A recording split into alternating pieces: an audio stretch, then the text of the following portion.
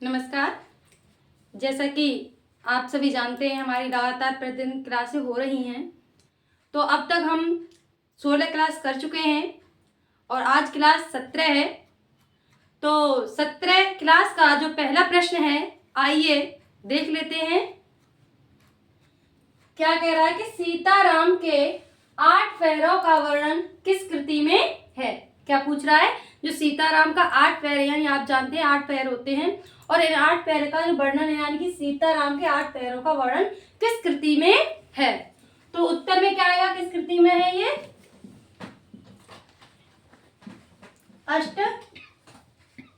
अष्टयाम। और अष्टयाम कौन सी, गद्य। अब ये कृति है किसकी, ये कृति है वो है नावादास की। उन्होंने 2 अष्टायाम लिखे, एक तो गद्य में और दूसरा पद्य में। तो ये कहा किस में गया है, अष्टयाम गद्य में। ठीक है। तो अगला प्रश्न क्या है, अवध विलास कृति है। क्या पूछ रहा है, अवध विलास जो है वो कृति किसकी है। तो उत्तर में क्या आएगा, ये किसकी कृति है, ये लाल दास। किसकी कृति है, लाल दास। और लाल दास जो थे वो किस शाखा के कवि थे, ये राम भक्ति शाखा के कवि रहे हैं। ठीक है।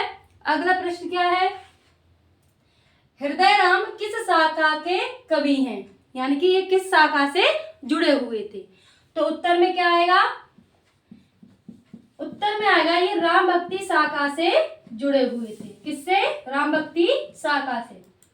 तो इनका एक नाटक भी है, जैसे हनुमान नाटक, वो इनका प्रसिद्ध कह सकते हैं कृति भी है और नाटक भी है। ठीक है। अगला प्रश्न क्या है, निम्बार्क संप्रदाय को यह भी कहा जाता है, यानी कि निम्बार्क संप्रदाय है, उसे दूसरा नाम क्या कहा जाता है, क्या है इसका। तो ये उत्तर में क्या आएगा, इसको सनकाद संप्रदाय कहा जाता है। अब ये जो संप्रदाय है इसके प्रवर्तक कौन है, जैसा कि निम्बार्क संप्रदाय है तो इसके नाम पर ही जो कवि हैं वही हैं, यानी कि निम्बकाचार्य। कौन है इसके कवि, वो प्रवर्तक कौन है, निम्बकाचार्य। ठीक है। अगला प्रश्न है कि रुद्र संप्रदाय का दार्शनिक मत है।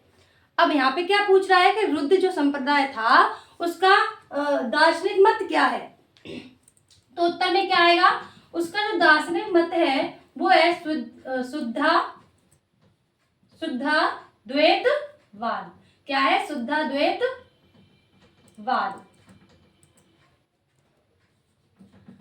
अच्छा, शुद्धाद्वैतवाद के जो प्रवर्तक हैं वो कौन है, विष्णु स्वामी और वल्लभाचार्य। कौन है, विष्णु स्वामी और वल्लभाचार्य।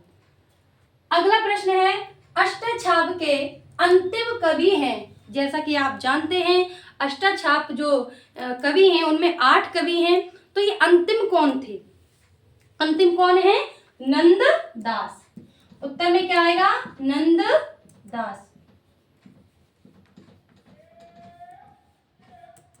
ठीक है। अब अष्टछाप के जो कवि हैं उनको याद करने की एक बहुत ही अच्छी ट्रिक है, उसको हम ऐसे याद कर सकते हैं, जैसे कि पहले कौन है, कुंभन, तो कुभन, सूर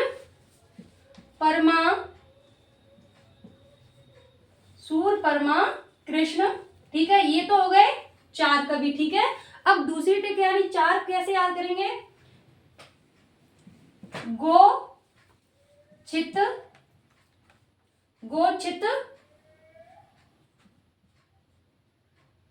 चतुर, नंद। कैसे, यानी कि अब ये 4 जो कवि थे वो 4 आप जानते हैं, 4 वल्लभाचार्य के शिष्य थे और 4 विट्ठल नाथ यानी कि उनके पुत्र के शिष्य थे। तो इसको ऐसे याद कर सकते हैं। अब कुंभन का अर्थ क्या है, कुंभन दास। सूर का अर्थ क्या है, सूरदास। अब परमा का अर्थ क्या है, परमानंद। और कृष्ण का अर्थ क्या है, कृष्णदास। ठीक है, ये है 4। अब 4 का कैसे, गो चित चतुर नंद। ठीक है। तो गो माने गोस्वामी, चित माने चित स्वामी, चतुर्भुज का अर्थ क्या है, चतुर्भुज दास। ठीक है, चतुर्भुज दास। और अंतिम कौन आएंगे, नंद दास। तो ये आप इस तरीके से भी याद कर सकते हैं। देखिए अभी तो मैंने अंतिम पूछा है, ठीक है। ऐसा भी हो सकता है कि दूसरे नंबर के कवि कौन है ना, प्रथम कौन है, ये भी आ सकता है। तो चलते हैं अपने अगले प्रश्न की ओर कि सूरदास का उपजीव्य है सूरसागर का, माफ करना, सूरसागर का उपजीव्य यानी कि जो ग्रंथ लिखा गया उसका उपजीव्य क्या है। तो ये जो ग्रंथ लिखा गया उसका उपजीव्य होगा, उत्तर में क्या आएगा, भगवत पुराण। क्या आएगा, भगवत पुराण। देखिए श्रीमद् भागवत नहीं है, ये गीता से संबंध नहीं बल्कि क्या है, ये भगवत पुराण। किससे, भगवत पुराण से है ये।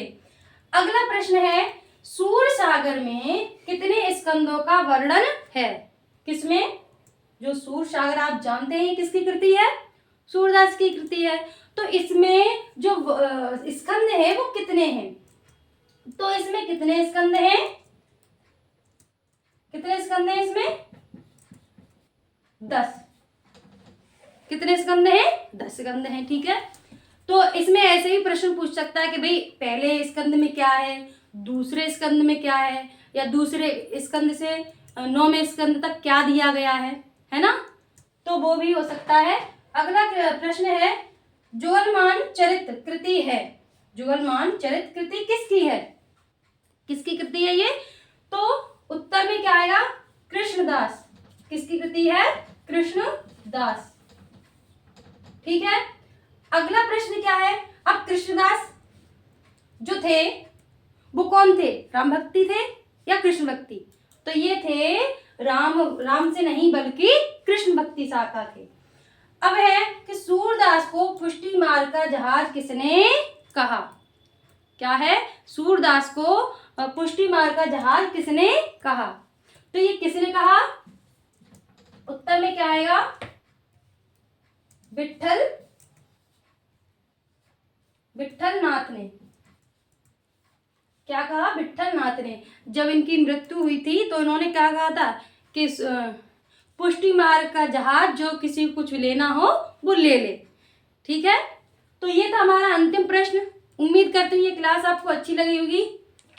मिलते हैं अपनी अगली क्लास में, तब तक के लिए बहुत बहुत धन्यवाद, नमस्कार।